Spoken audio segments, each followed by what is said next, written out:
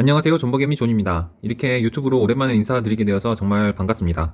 제가 그동안 뭐 이것저것 하느라고 유튜브를 안 하긴 했었는데 돌이켜 생각해보니까 이렇게 주식 공부를 하고 이렇게 유튜브로 제가 공부했던 내용들을 공유드리는 게 정말 저한테 의미 있는 일인 것 같아서 좀 가벼운 마음으로 한번 다시 시작해 보려고 합니다. 뭐 큰 욕심이 있는 건 아니고 그냥 제가 공부를 하는데 딱히 어디에 말할 데가 없잖아요. 그래서 제가 공부를 잘 했는지 또 여러 사람들의 의견도 들어보고 또 소통을 하고 싶어서 이렇게 다시 유튜브를 시작하게 되었습니다.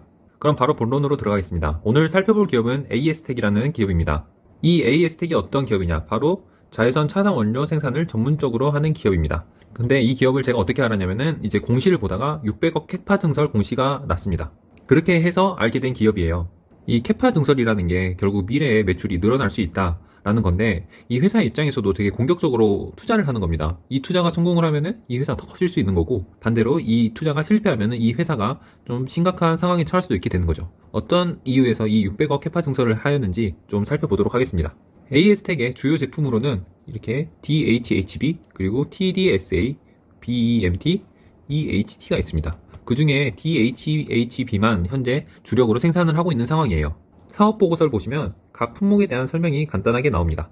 근데 여기서 좀 중요한 게 이렇게 TDSA가 아직 FDA 승인이 되지 않고 있다. 그리고 주력 제품인 DHHB조차 아직 FDA 승인이 나지 않는 상황입니다. 이 FDA 승인이 나야 결국 미국에 팔 수 있다는 건데 큰 시장에 진출할 수 있다는 것이죠. 하지만 아직은 승인이 되지 않았기 때문에 실제로 이 회사가 목표하는 데까지 가기 위해서는 아직 넘어야 될 단계가 많이 남아있는 상황인 겁니다. 이 제품의 원재료 가격을 한번 볼게요. 여기 보시면 원재료 가격이 키로당 15,000원, 그리고 19,000원, 17,000원, 15,000원 이렇게 된 걸로 볼 수 있습니다. 22년에는 모두가 알다시피 인플레이션이 엄청 심각했던 시기잖아요. 그래서 이때 이렇게 원재료가 많이 올랐는데 이 24년 이때에는 원재료 가격이 많이 떨어진 것을 볼 수가 있습니다. 그래도 이렇게 인플레이션이 심한 상황에도 불구하고 가격이 그렇게 크게 변동하지 않았다. 결국 이 회사의 원재료 가격 상승에 의한 마진율 차이는 크지 않다라는 것을 어렴풋이 유추해 볼 수 있었습니다. 다음 보실 내용은 생산 설비 및 가동률 현황이에요. 가동률이 23년에는 66%로 되어 있고 그리고 24년에는 97%로 되어 있습니다. 이게 왜 이렇게 되어 있냐? 23년에 여기 보시면 9월 말 중축을 시작해서 11월 말에 중축이 완공이 되어서 캐파가 증가되었습니다. 그래서 23년 가동률은 증축되기 전 캐파 600톤으로 계산되었다.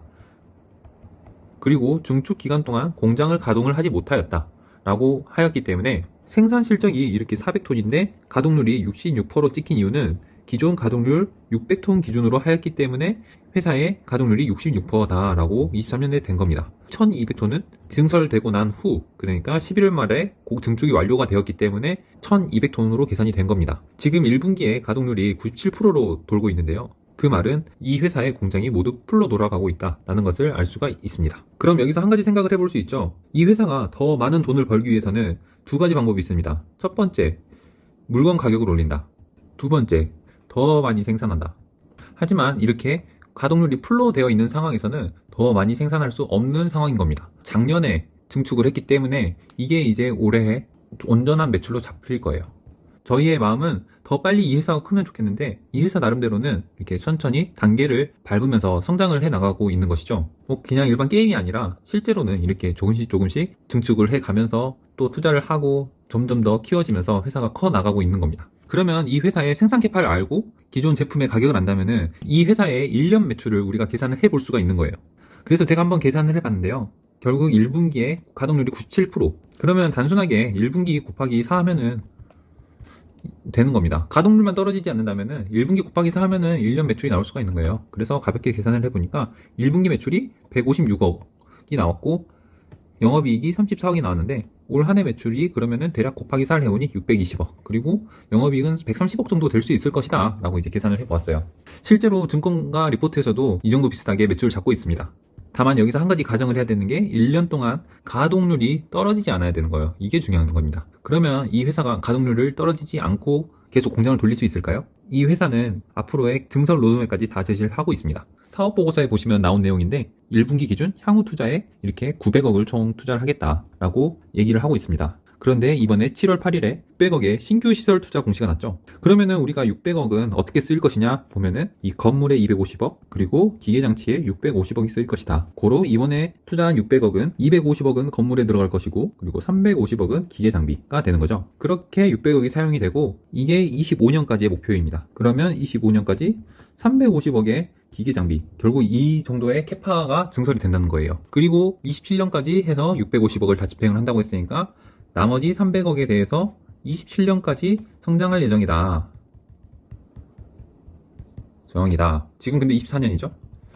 앞으로 3년간 이렇게 성장할 예정이다 라고 볼 수가 있습니다. 근데 좀 답답한 면도 있는 것 같아요. 왜냐면은 저희가 원하는 거는 좀 더 빠른 성장을 원하잖아요. 그런데 27년까지 이렇게 성장할 예정이다 라고 하는 게 약간 아쉬운 부분이 있는 것 같습니다. 공시에서 한 가지 더 봐야 될 게 있는데요. 이 회사가 그러면 600억을 어떻게 조달할 것인가? 이게 좀 퀘스천 마크입니다. 어떤 회사들 같은 경우는 이 돈을 조달하기 위해서 전환사채 발행을 하기도 하고요. 돈이 없으니까요. 아니면은 뭐 유상증자를 하기도 합니다. 아니면은 담보를 잡고 돈을 빌리기도 하죠. 그런데 여기 보시면 투자자금은 자기 자금 및 은행 차입으로 조달될 예정입니다. 라고 나옵니다. 결국 담보를 잡고 이제 돈을 빌리겠죠?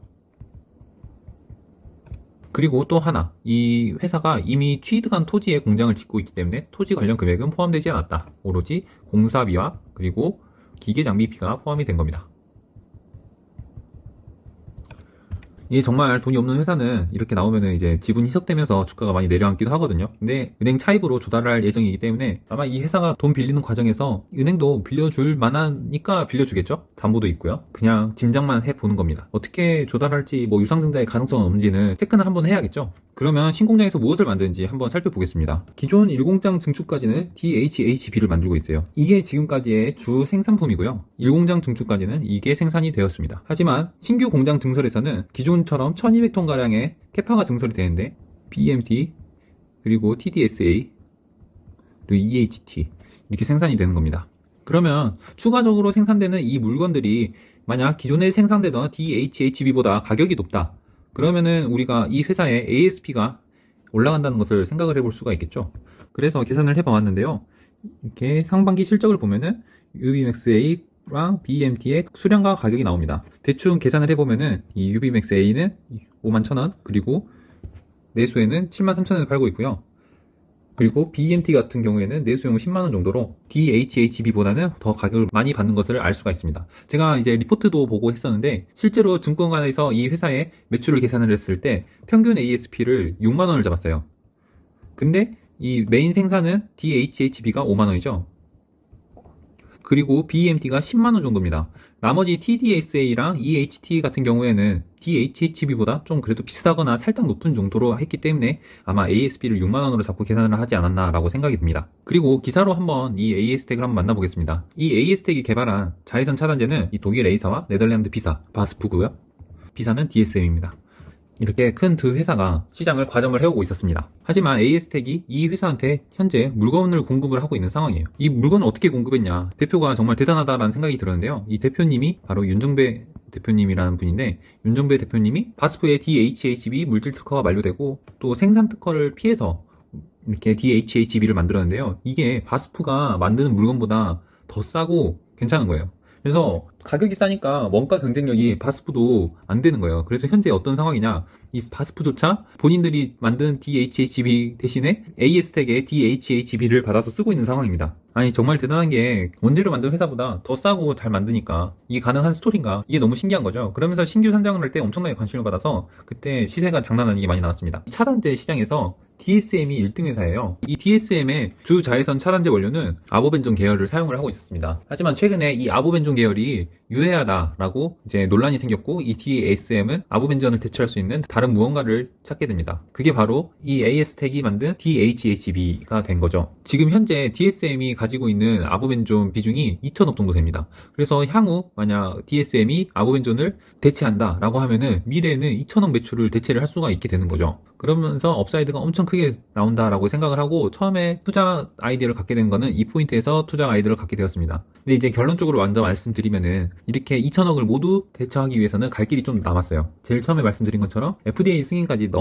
그걸 넘어야 이제 미국에도 판매를 할 수 있는 거니까 아직은 남아있다. 왜냐면 FDA 승인을 받으려면 몇 년 걸린다. 이 2천억은 미래 매출이고 현재 매출은 아니다. 또 DHHB였잖아요. 27년까지의 캐파 증설을 한 게 DHHB가 아닙니다. DHHB는 이미 작년에 캐파 증설을 완료를 했고 나머지 BEMT와 그리고 TDSA 그리고 EHT가 이제 나머지 캐파 생산이 될 거기 때문에 아마 이 2천억을 다 메꾸기에는 27년보다 더 걸린다. 저는 이래서 좀 고민이 좀 되더라고요. 이게 정말 미래는 있는데 내가 이 회사를 27년보다 더 들고 가야 돼? 라는 생각이 들면서 이 2천억은 나의 투자 아이디어가 될 수가 없다 라고 최종적으로 결론을 내렸습니다. 왜냐면은 전 27년까지 들고 갈 수 있어. 들고 갈 수 있는데 좀 약간 고민이 되는 상황인 거죠. 그러면서 이 DSM이 AST한테 DHHB를 받기로 했었는데 이거를 독점으로 받기로 합니다. 그러면서 기존에 바스프가 받고 있던 물량을 바스프한테는 줄 수가 없게 되는 거예요. 하지만 AS텍이 이 선택을 한 이유는 무엇이냐? 바로 이 2천억짜리를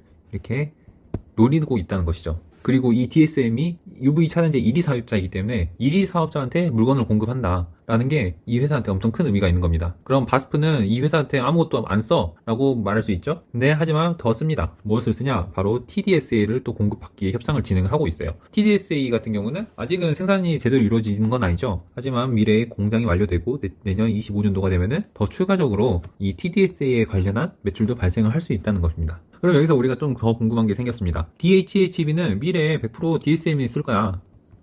그런데 얘네들은 매출 캐파 100%가 나올 수 있어? 여기서 이제 의문이 되는 거죠. 그건 이제 그때 가봐야 아는 겁니다.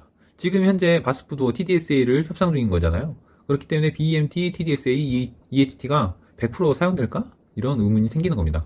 근데 이게 공장이 언제 완공이 된댔어요? 공장이 내년 7월에 완공이 된댔고, 그리고 또 그 이후로 더 시간이 막 걸린다? 그리고 한다라고 하면은 내년 매출은 과연 어떨까요? 내년 매출은 올해랑 크게 다를까요? 내년 매출은 올해랑 거의 비슷하지 않을까? 왜냐면은 7월에 이제 공장 오픈해가지고 그 뒤로 이제 좀씩 돌리고 나서 근데 고객사가 다 확보가 안 돼. 그러면은 가동률이 아마 그렇게 높게 나오진 않겠죠? 그렇기 때문에 내년 업사이드가 지금 현재 업사이드에 비해서는 좀 약간 좀 빈약하지 않나 라는 생각이 듭니다. 더 이상 만들 수가 없으니까요. 제 욕심에는 이 DHHB만 2,400톤 다 증설해버려가지고 엄청나게 하면 좋겠는데 뭐 이건 이제 이 회사 대표님의 선택의 문제니까 앞으로 어떤 모습이 펼쳐질지 지켜봐야 되는 거죠. 예, 확실히 간만에 영상을 찍으려고 하니까 되게 이게 쉽지가 않네요. 쉽지가 않은데 제가 예전에는 컴퓨터로 했었거든요. 근데 컴퓨터로 말고 이렇게 태블릿으로 찍다 보니까 좀 더 마음도 편하고 글씨 쓰기도 쉽고 그런 것 같아요. 하지만 좀 알아보기 힘드실 것 같긴 한데 최대한 앞으로 점점 더 좋아지겠죠. 처음부터 잘할 수는 없으니까. 이런 식으로 좀 앞으로는 미래에 성장이 기대되는 회사들을 좀 찾아보고